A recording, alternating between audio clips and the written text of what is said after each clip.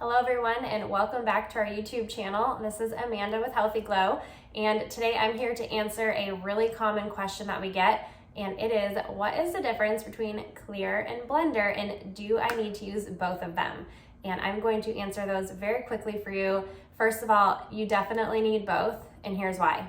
Obagi Clear, while they both contain hydroquinone 4%, Clear is designed to take care of almost like the surface level of your skin, so really what you see on top. So when you have no makeup on and you see the melasma and the sunspots, that is what Obagi Clear is here to help you get rid of. It's telling your skin to stop producing that extra melanin, getting rid of those sunspots.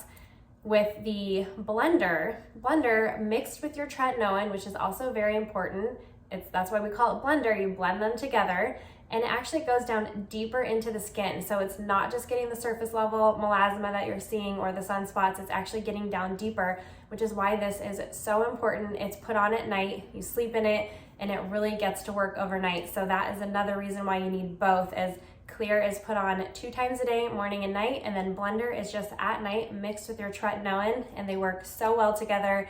They are a powerhouse, and this is really why Obagi New Derm works.